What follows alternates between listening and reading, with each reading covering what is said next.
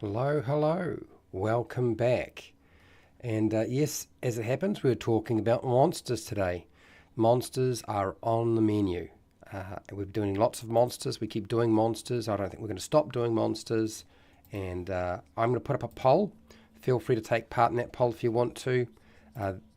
It's basically around the topic of making your own monsters. So feel free to take part in that if you want to. Also, too, grab some food, some drink, make sure you're comfortable, and I'm going to get into this in a second. I'm saying maybe 25, 30 minutes for this monster in terms of its build and explaining how I go about doing it. But again, it's all about you making your own monsters. So let's get started, shall we?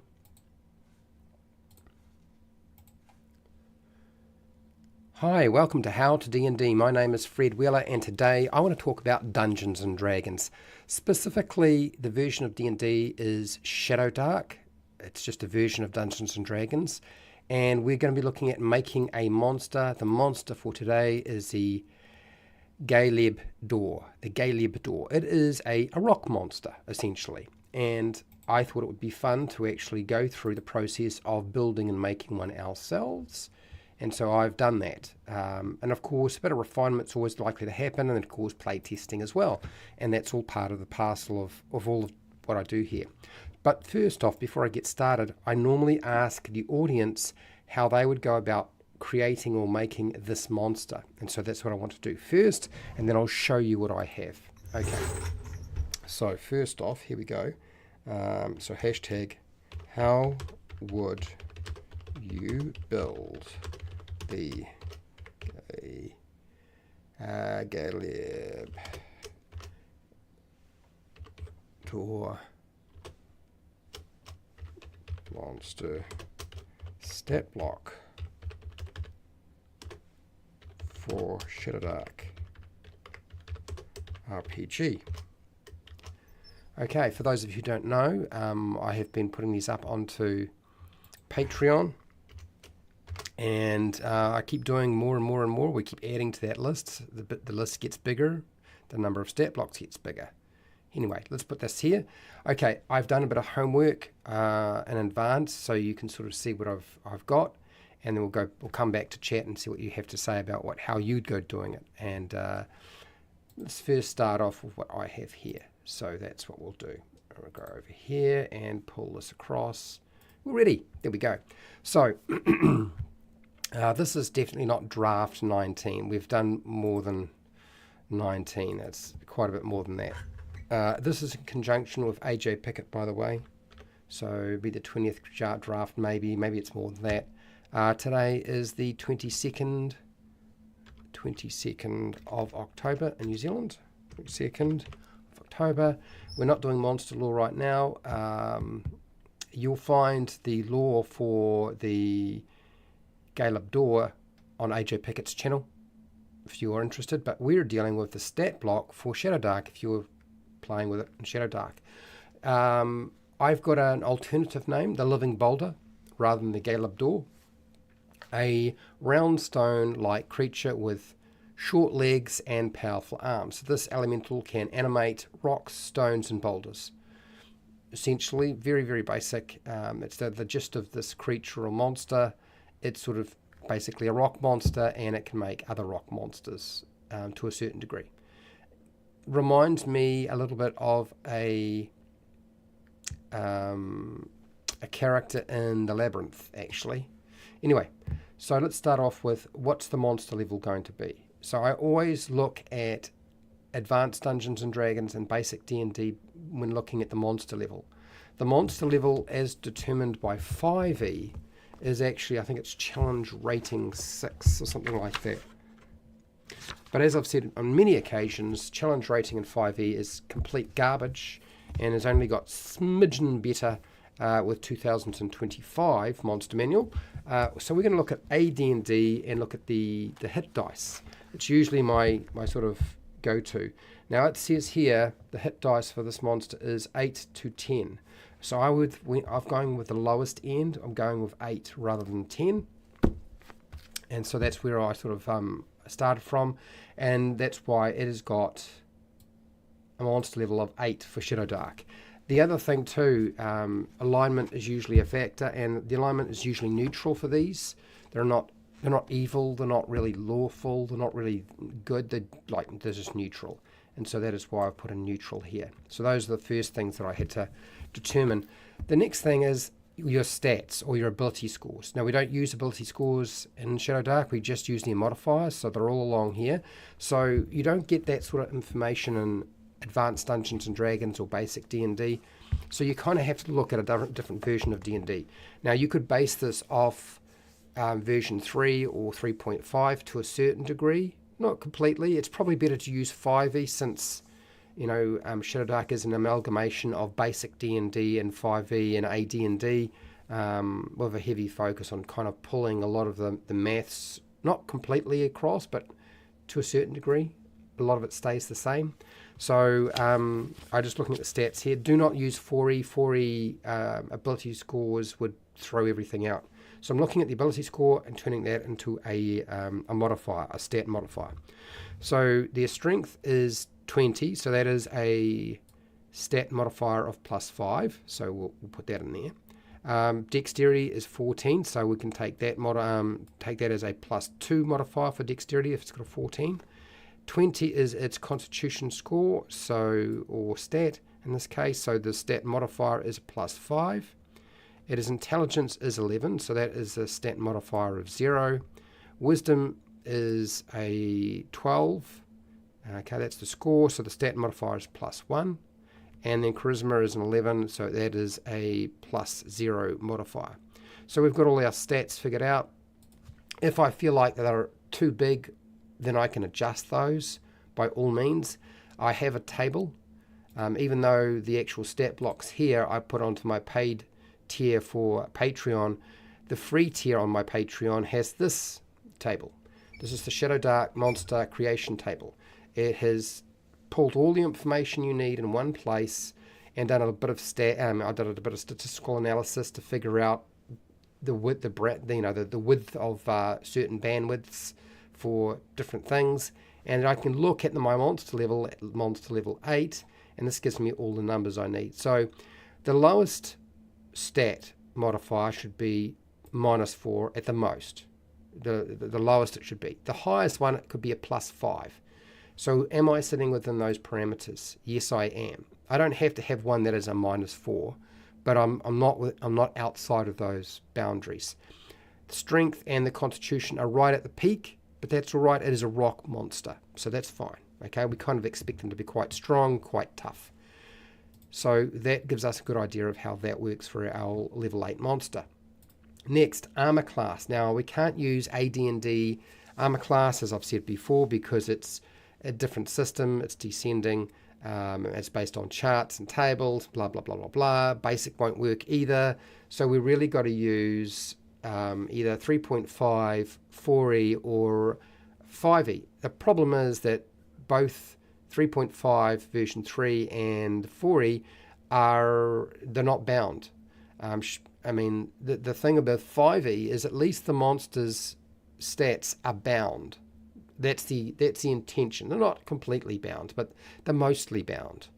Whereas characters in 5e are not bound in any way whatsoever, which is why it's not a bound accuracy system, even though it's advertised as such. Shadowdark is more bound. It's not completely, but it's more bound. So that means that we can take our numbers from there. So I'm going to go armor class is a 16. So armor class for the 5e Galeb Duhr is 16. Is that too much? Well, we can have a look at our table and check that. And it says here, level 8 monster, armor class can sit where? Anywhere between a 11 and an 18, which is a really big band. So it's not the most important aspect of our monster, apparently. Okay, good to know. But 16 would be all right. Now, also when you're calculating armor class, it's usually 10 plus your dexterity modifier, which is a +2. So 10 plus 2 would be 12, which means we have 14 points of natural armor. We do not need to include that this is natural armor being used. It's not wearing armor. Don't need to say anything about it. Natural armor, we just assume that it's part of the equation. So having the number at least an armor class of 12 or higher is probably fine, as long as we don't get too crazy and go above the 18 that is stated on this table.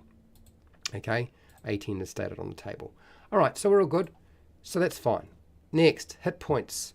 There is a formula for determining hit points with any Shadowdark monster, so we're going to use that formula. It is, all monsters use an 8-sided dice, so you take the average of 4.5. You take your 4.5, you multiply it by the monster level, which is 8, and you add the Constitution modifier only once. Doesn't matter how many levels of monster there is, you only add it once. It only affects the equation once. So we can do that. That's fine. So let's go and calculate that now. So 4.5 multiplied by the monster level, which is 8, gives us 36. Okay, and then we got to add the Constitution modifier. Remember, the Constitution modifier is right here. It's a +5. It's a big number. So we add 5, and we get 41, which means we should have 41 for our hit points. And there it is. It's right there. All done. Nice and easy. Not hard. Okay, how fast do we move? Well, this thing is apparently capable of walking, but it walks quite slow. It's like 15 feet in 5e. It can roll 30 feet, but I'm going to assume if you're going to move around, you're probably going to roll. Yeah. And I mean, there's there's differences for rolling uphill and downhill and blah, blah, blah, blah, blah. Let's not worry about all of that. We're trying to make it tidy. So I have included its movement speed here. I've put it down here as near, and I've put in brackets roll, because that is how it moves. It doesn't fly, it doesn't crawl, it doesn't climb, it rolls. That's its normal operation. And I'm going to ignore the concept of it turning into a legged, armed thing and walking around. I'm just going to assume whenever it goes anywhere, it just tucks in and rolls again, and then tucks back out when it needs to. Now, in AD&D, what is the movement speed for this monster? If we have a look, it says 6. 6 is actually quite slow, but 6 is not close in Shadowdark. So we're going to have to do a little bit of it. Essentially, this creature probably moves a bit slower than your normal humanoid in AD&D. But since things are sort of bracketed into abstracts of close, near, double near, and far, really near is the closest thing to that. So we're just going to go with near. Okay, nice and easy, not hard. All right, the next aspect is we need to give it some attacks, some things that it can do. So how many attacks should we give a level 8 monster? That's a really good question. So what I would suggest to you is let's go and have a look at how it might pan out on our table. Our table says here, if we've got a level 8 monster, between 3 and 4 attacks. Okay. Well, it's supposed to be quite tough. I feel like it's sort of an up-in-your-face, bash you sort of thing. Let's give it lots of attacks. It's not going to be doing anything particularly special with those attacks. It's just going to beat you to death. But let's give it 4 attacks. That's why we've got 4. I'm going to call them slams because, I mean, I could say fist, but slam, fist, doesn't really matter. I don't think it does anyway. And then its attack bonus. Now, its attack bonus should usually be, if it's using its sort of natural weapons like its fist or its feet or its head or whatever, should be probably equal to or greater than the strength or dexterity modifier. Strength is a 5, dex is a 2, so we're going to take the strength modifier as being a +5, and we could add 3 to that if we wanted to. Why have I done this? We could put it down as a 5. We could just say it's 5. That's the attack bonus. But it's a level 8 monster, and we have room to move. So level 8 monsters, what's their attack bonus usually supposed to be? Between a 5 and a 9. Okay, so I haven't made it a 9, and I haven't made it a 5. I could do any of those, and that would be all right. I've always found, though, with monsters in Shadowdark, I think the ones that work the best are the ones that have a attack bonus that is as close to their monster level as possible. So 8 would be my preference, which is why I've put it down. It could go as high as a 9, or it could go as low as a 5. I find that monster level ±1 is good. So either 8, 9, or 7 would be my preference rather than going with this. Although that is the brackets that you can get with the Shadowdark level 8 monsters. I will also make it clear that it's not like Shadowdark monsters have been play tested for the full 3 years. And when you're dealing with over 200 monsters, it is very difficult to play test and be sure of your maths for your monsters with only less than 3 years. You know, it doesn't matter how many people you get involved, it's going to be difficult to knock out all of the kinks. It's a very short space of time, really, to play test this sort of stuff. So, we're going to go with the 8 for now. I'm going to leave it. I'm assuming this is going to be a fairly good fighter, so 8's all right. I'm not going to go as high as a 9, though. Okay? And then how much damage does it do? Well, at level 8, it tells you here, in this column, in this row, that is it a column in this column, it's either a D8 or a D10. I want it to do a lot of damage because it's really only doing damage. It can create boulders, but I'm not going to worry about that right now. So let's put in a D10. So it's going to do a lot of damage. You're dealing with characters who are level 8. They will survive, and even if they go down, you know, there's an option for them to do something else. Okay. So we've got that done. These are the basics of our attacks, the basic stat, our description, and now there's a couple of things we need to work on, which is we need to give it special abilities. There are probably 3 different things that I can think of. You could put in 4, but I'm going to put in 3. I don't really want to make the Galeb Duhr a spellcasting monster. Although that seems to make a lot of sense in many respects, but I don't want to do that, so I'm not going to do that. Instead, we're going to focus on its camouflage ability. So while not moving, it looks like a boulder. That's it. Camouflage. I don't think we need to say anything else. As long as it's not moving, it just looks like a boulder. So I haven't said you get advantage on a wisdom check or, you know, you can't be spotted. I'm leaving it really essentially to the game master to determine what they do with this.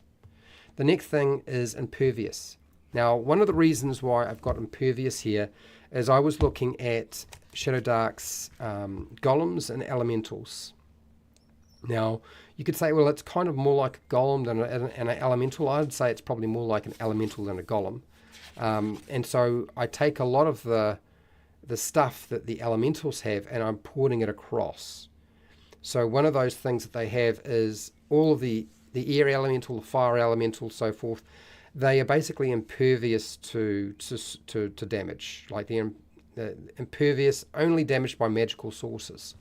And I've done that for basically what the earth elemental has. It's in yellow. There is lore that states that there are certain types of damage that do affect the Galeb Duhr. Is it hugely important to include them? It may be possible to do that with just a couple of words. I'm not sure that it really matters. I think that's less important. I feel like the Galeb Duhr is so similar to the earth elemental, and the only really big standout feature is the fact that it creates animated boulders, right? So that's the thing that clicks in my head when I think about the Galeb Duhr. So that's the next thing.